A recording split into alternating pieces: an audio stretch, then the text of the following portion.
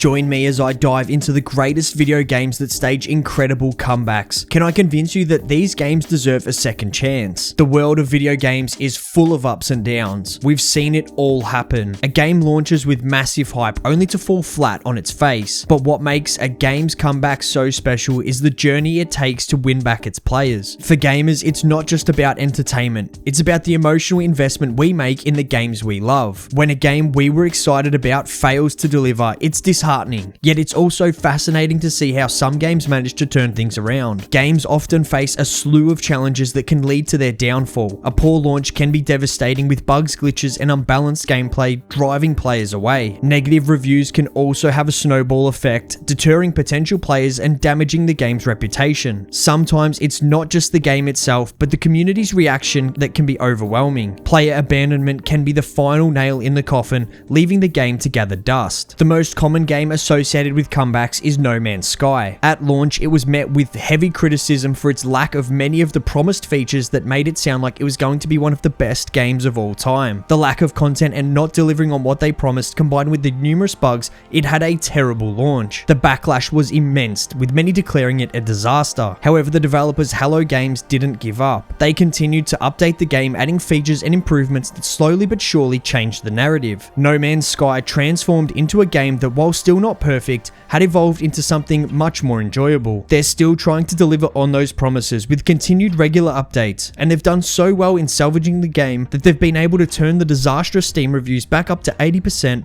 and the recent reviews to 90%. On the opposite end of the spectrum, a game like For Honor only needed a single change to revive itself. When it launched in 2017, its combat system was praised, but the game had a major flaw. It used a peer-to-peer network system, which was a disaster for a precision fighting game. Matches were a constant storm of lag, resyncing, and players being kicked when the host quit. Because of that, the player base collapsed. On PC, it lost over 60% of its players within weeks. Thankfully, Ubisoft didn't abandon it. In 2018, they made a massive, costly investment. They completely scrapped the P2P networking and migrated the entire game to dedicated servers. This update saved the game, providing the stability it always needed. With that new foundation, they just kept building, adding new factions and seasonal content. For Honor went from a dead game to surpassing 15 million players and has now reached over 35 million. Another comeback example is Fallout 76. Its November 2018 launch was a critical disaster, panned for widespread technical issues and a core design flaw. A massive open world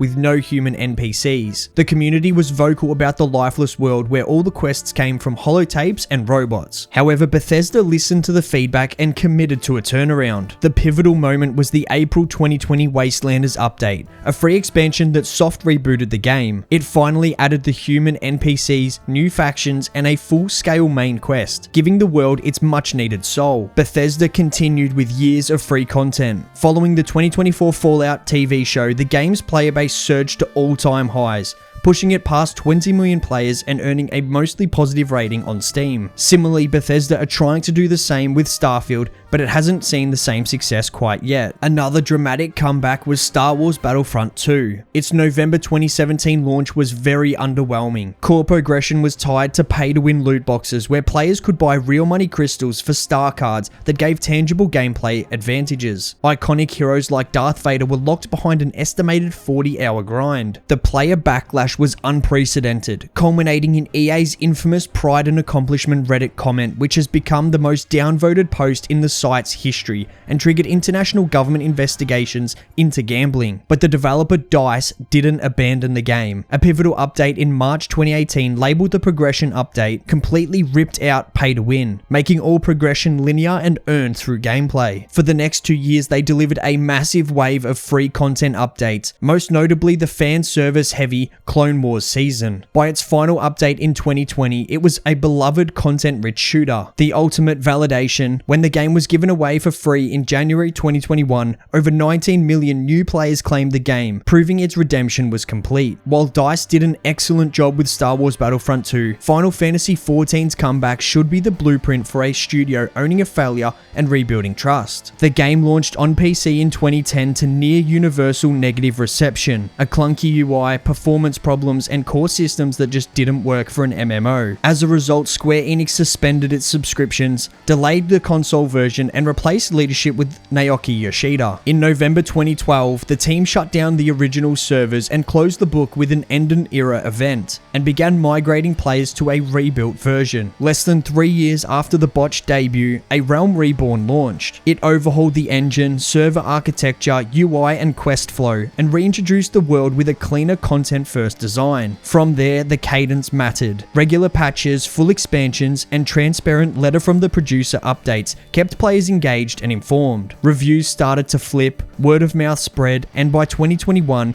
Yoshida confirmed over 24 million registered players as 14 became the most profitable Final Fantasy to date. Today, with ongoing expansions and a broadened platform footprint, Final Fantasy XIV stands as one of gaming's clearest turnarounds, earned through consistent delivery and not promises. Similarly, Destiny 2 launched in 2017 with big hype but sagging engagement soon after, driven by a shallow endgame, an XP throttling controversy, and backlash over monetization. Bungie acknowledged the problems and laid out fixes in the state of Destiny 2. The turnaround began with Forsaken in September 2018. Bungie rebuilt core systems, freeing up weapon slots and restoring random perk rolls so the loot chase had teeth again. In January 2019, Bungie split from Activision to self-publish, which lowered the barrier to entry with the new Lite update, making the base experience free and moving PC to Steam in October 2019. Quality expansions consolidated the comeback. The Witch Queen in 2022 earned strong critical reception and renewed word of mouth. By Lightfall's launch in 2023, Destiny 2 hit an all-time Steam concurrent peak of over 300,000 players, clear evidence that the audience had roared back. Destiny 2's recovery wasn't just a single patch, it was years of structural change, lowered friction, and consistent delivery that rebuilt trust and made it one of the most resilient live service comebacks in games. And speaking of live service, of course we had to mention Fortnite and what Epic Games did, as it was a comeback that didn't start from a buggy mess like most of these other games were. They made a whole new game inside their failed game, and we all know that it would become a mega hit. The original was Fortnite Save the World, and it launched in July 2017 as a paid co-op survival game for PC, PlayStation, and Xbox. After 6 years in development, its launch was a commercial disappointment, attracting a niche audience. But Epic Games saw the massive success of the Battle Royale genre, pioneered by PUBG. In what turned out to be a legendary move, a separate internal team developed an entire new mode, Fortnite Battle Royale, in just 2 months. Then came the masterstroke. Epic released the Battle Royale game not as a paid update, but as a new game mode that could also be as a standalone, completely free-to-play game on those same platforms. This removed every barrier to entry. The game exploded, pulling in 125 million players in less than a year, while also expanding to Switch and mobile. While it's not a comeback for the original game mode, it's a comeback for the game as a whole and completely replacing it. The decision to create the Battle Royale mode turned the Fortnite brand from a niche title into a global phenomenon, and they're still riding that wave and have continued to push Epic Games into a Steve and Valve competitor. Even though Fortnite's turnaround was the most lucrative, the game that perhaps had the most impressive turnaround is Cyberpunk 2077. Getting a star like Keanu Reeves as the main character, and with the success of CD Projekt Red's previous games, it had massive hype, but it was a technical disaster. At launch, it was nearly unplayable on the base PS4 and Xbox One consoles, plagued by game-breaking bugs, constant crashes, and abysmal performance. The backlash was so severe that Sony took the unprecedented step of removing the game from the PlayStation Store entirely. However, the developers took the criticism to heart and set to work on a massive overhaul, committing to the redemption arc. They released patch after patch and spent years addressing the game's issues and adding new features. The transformation was nothing short of remarkable. Interest surged with the acclaimed Cyberpunk Edgerunners anime. The true comeback was solidified in 2013 with the free update 2.0,